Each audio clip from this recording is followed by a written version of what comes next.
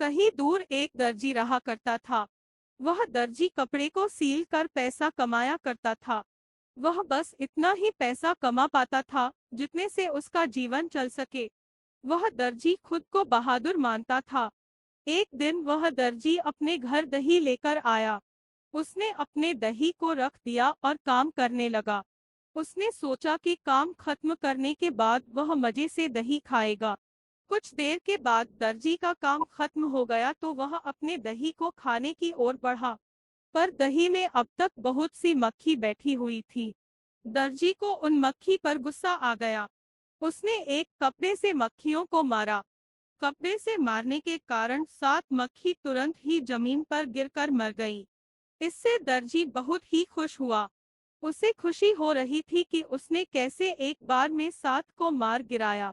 अब उसके मन में बैठ गया कि वह एक बहादुर है। उसने अपने कपड़े पर लिखा, एक बार 7 शिकार।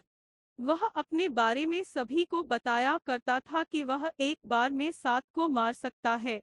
यह सुनकर सभी ही उसको बहादुर मानने लगे थे। एक बार उस राज्य के राजा को एक दानव से परेशानी हो रही थी।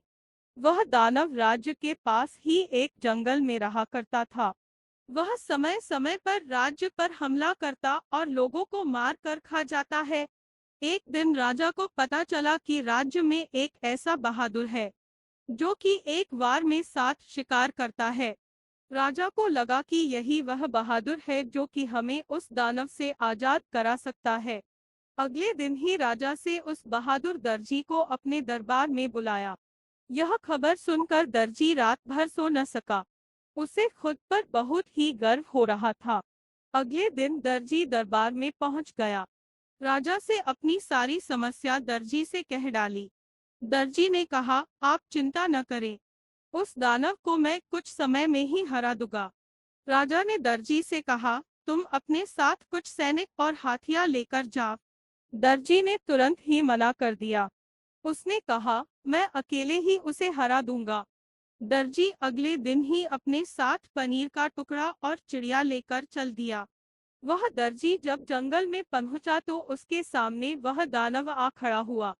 दर्जी ने कहा, मैं तुम्हें मारने आया हुआ, आज मैं तुम्हें मार दूंगा। दानव ने कहा, तुम मुझे कैसे मार सकते हो? अगर तुम्हें विश्वास नहीं है तो मुकाबला करके देख लो। दानव ने एक बड़ा सा पत्थर उठाकर दूर फेंक दिया। दर्जी ने कहा, बस तुम इतना ही दूर फेंक पाए। यह कहते हुए दर्जी ने धीरे से अपने जेब में से चिड़िया को निकला और ऊपर उछाल दिया। चिड़िया आकाश में उड़ गई। फिर वह कभी नीचे नहीं आई। दानव इस दर्जी से थोड़ा डरने लगा। फिर दानव ने एक पत्थर को इतना दबाया कि उसमें से पानी निकल गया। दर्जी ने अपने जेब में से पनीर को निकला और एक ही हाथ से दबाया तो बहुत सारा पानी निकल आया। अब दानव ने अपना घुटने टेक दिया। दानव ने कहा, आप मुझे न मारे। दर्जी ने कहा, मैं तुम्हें एक ही शर्त पर नहीं मरूंगा। वह शर्त है कि तुम इस जंगल को छोड़कर कहीं दूर चले जाओ। दानव ने इस शर्त को मान लिया। उसने अगले पल ही इस जंगल को छोड़ दिया। दर्जी ने आकर राजा को यह खबर दिया। राजा इस खबर से बहुत ही खुश हुए। उन्होंने राजकुमारी की शादी इस दर्जी से कर दी। बहादुर लड़के की कहानी।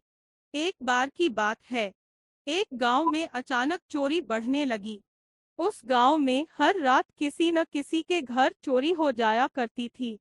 चोर इस तरह से चोरी कर रहे थे कि पुलिस भी चोरों को पकड़ नहीं पा रही थी। गांव के लोग इससे परेशान रहने लगे। उन्हें अपने घर को बचाने के लिए बहुत कुछ करना पड़ता था। उस गांव में 2 चौकीदार भी रखे गए, फिर भी चोरी कम नहीं हो रही थी। उस गांव में एक लड़का रहा करता था जिसका नाम धर्मराज था। धर्मराज की उम्र अभी मात्र 9 साल थी। धर्मराज एक बहादुर लकड़ा था। वह भी बहुत समय से चोरों को पकड़ना चाहता।